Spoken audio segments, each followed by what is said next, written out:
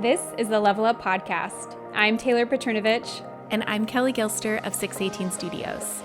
And we are on a mission to help wedding filmmakers and photographers level up their businesses so you can make more and work less. We want to help you confidently take your business from mainstream to luxury, and it all starts right here.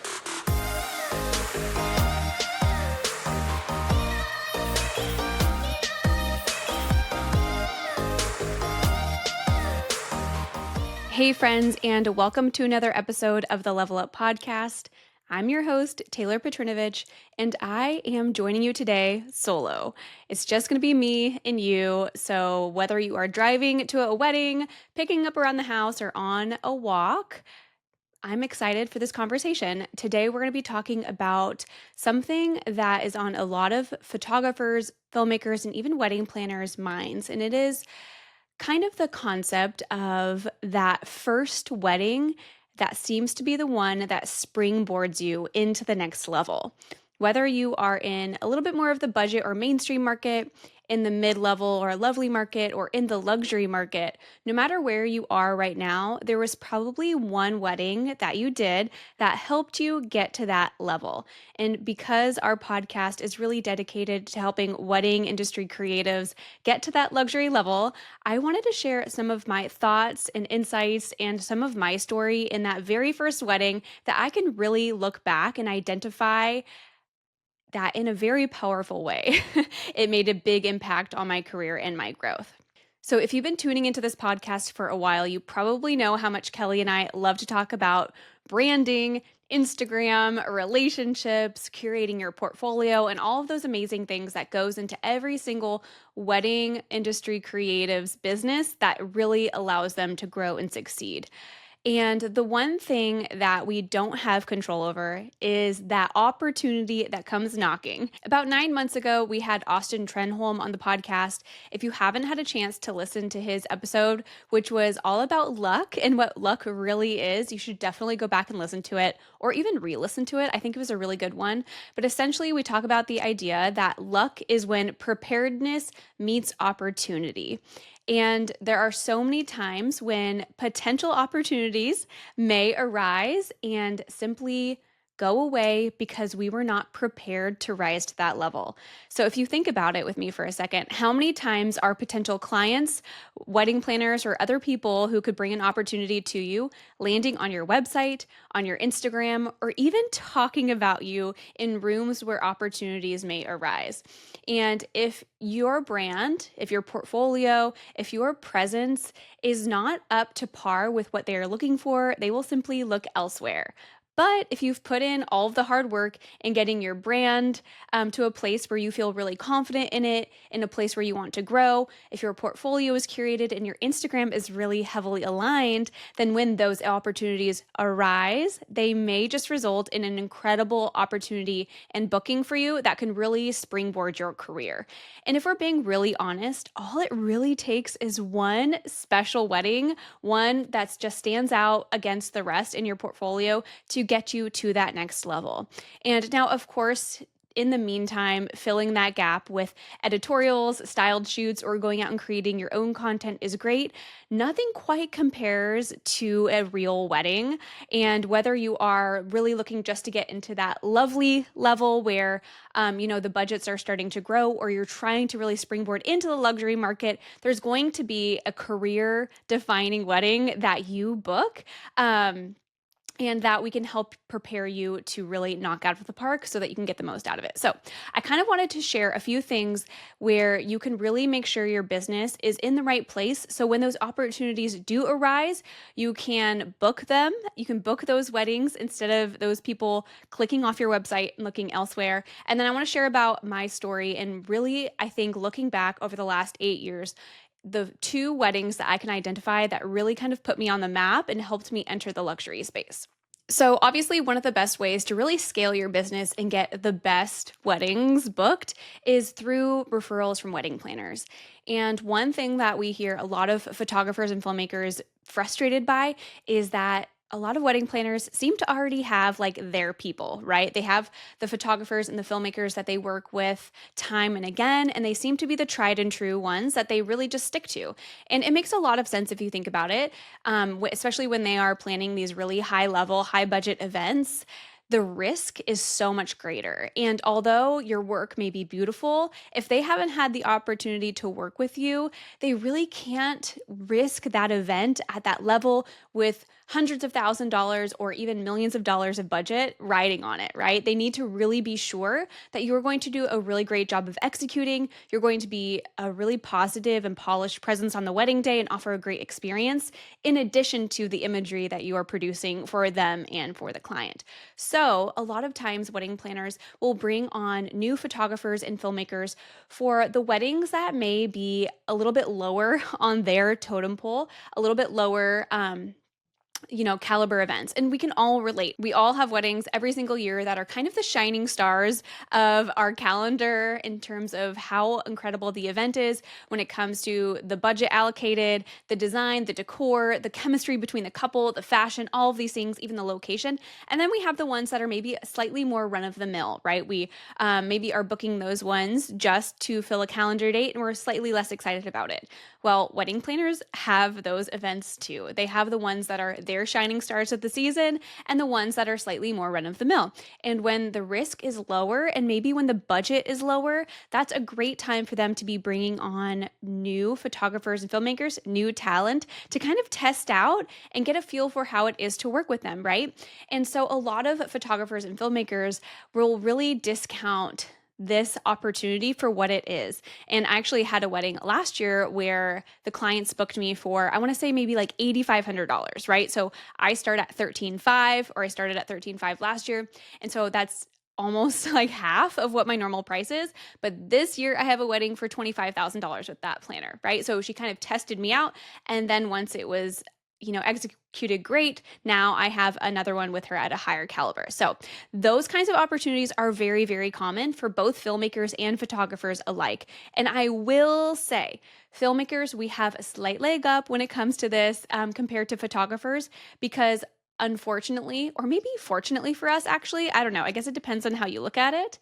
A lot of times the budget just isn't there for video when it is for photo. So there have been plenty of times where I know I'm being brought on with a photographer who's charging $40,000 or $50,000 and I'm only being paid $15,000. So if you look at that at a smaller scale, maybe they're bringing on a photographer who charges $18,000 and a filmmaker who charges $5,000. Well, now that filmmaker at that $5,000 level has the potential for an incredible portfolio piece landing right in their lap. And that happens more often than you would think. So all of that's to say, those opportunities will not find you and will not pan out if you have not done the legwork it takes in order to secure those bookings when the opportunity arises. So, like I said, that's why we focus so heavily on branding, on portfolio curation, on Instagram, and all of those things within the Level Up community, within our mastermind program, and all that stuff. So, a few years ago, I want to say maybe it was either 2021 or 2022, I had those first few weddings that I feel really were the springboard weddings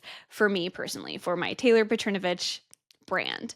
And looking back on it, it is so crystal clear now what happened and what has transpired since those weddings. So, all in the same season.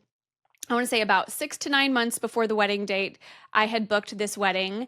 It was in Napa, and it was definitely my first luxury wedding booking. I had done several that were lovely, beautiful, up to that kind of like $9,000 price point. But this was actually my first wedding that I booked that was north of $10,000. And at the end of the day, it ended up being, I want to say something along the lines of 14,750, 14,500, somewhere in there.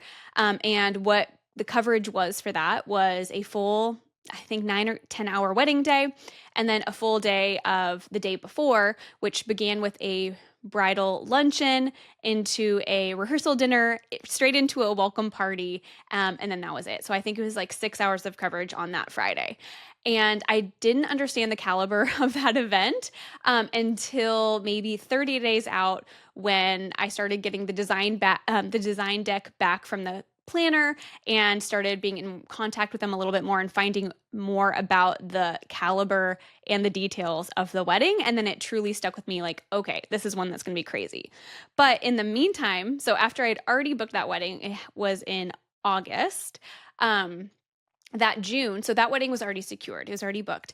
In June, I had a last minute booking that came to me 30 days before the event date. So the inquiry initially came in May, and then I shot the wedding in June. And this was a crazy one. So this wedding, actually, it still lives on, both of these weddings are still in my portfolio today. And that's, I think, really telling in how impactful they were for my career. And this one was really interesting. I think you'll like kind of learn a little bit about what goes on behind the scenes for a lot of these bookings with higher, higher caliber planners. So the planner approached me saying that they were interested in videography coverage for a Friday and Saturday. It was an Indian fusion wedding, so it'd be like a Sangeet/welcome party on Friday, and then the Western wedding on Saturday. I was already booked on that Saturday. So I knew who this wedding planner was. She was, in all the top publications, named top wedding planner in the world by, Martha Stewart, Brides, Vogue, all these places. And so I knew that this was an incredible opportunity and I could not let it slip through my fingertips. So once I saw that inquiry come through, I feverishly texted all of my contacts who are filmmakers at kind of an equal level caliber to myself. And I exhausted all of my local options. But I was able to secure somebody else from across the country who can come help. So what I proposed to the wedding planning team was that me, myself, and a second filmmaker would go shoot the wedding on Friday.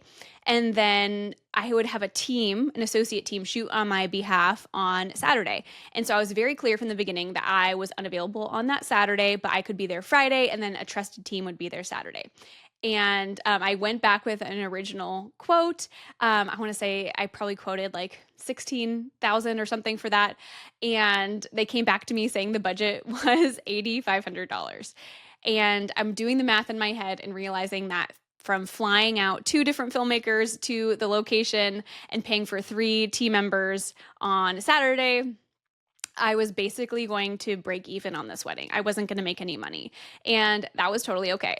I did not mind because I understood the gravity of the situation. I totally understood that this could be a complete game changer for me. And so through contract negotiations, we secured it, and I booked the flights for the lead shooter who would also be shooting with me on Friday. It was Julia Kentner. She's great. You should go give her a follow if you don't already follow her. I secured somebody from LA to come up on Saturday to be a second, and then I sourced a local filmmaker to be a third on that Saturday as well. And it was incredible. I mean, I didn't know this at the time, but there was a really amazing live performance by Boys to Men. It was actually my first Indian wedding that I had ever done. So, the decor and the design was completely different from anything I had previously done. And the team was amazing. And I knew that I could leverage all of these things to kind of boost my brand and take advantage of the opportunity dealt to me. And it was definitely one of those times where, looking back on it, had I not undergone a pretty massive rebrand, if I hadn't been focusing so heavily on curating my portfolio the very best I could. Like I said, I had not yet shot a luxury wedding, so I didn't have any luxury weddings in my portfolio, but I understood that I could highlight the best of every single wedding that I've ever done before. I guarantee I would not have had this opportunity. And then I was really strategic in how I shot the day and how we rolled out on social media all of the content, leveraged different things like that. So that wedding was done, and I'll have to tell you, huge props to people who do associate teams often. I've only really dabbled in having associate shooters shoot under my brand, and it is so stressful, guys. So for those of you who've been like curious about doing that, I personally couldn't do it unless in more dire situations like this. So I'm out on that Saturday shooting my own wedding, like on a text thread from the team that I have shooting this higher caliber wedding, looking at kind of their communication back and forth, and just it's so nerve-wracking. But that's, it goes to say that it's really important to hire people that you truly trust. Okay, anyway, so then I put that out on social, and then that August wedding comes around, and again, I'm able to leverage that content the best that I can. And I guarantee my career had changed from that very moment. And ever since then, it's never been the same.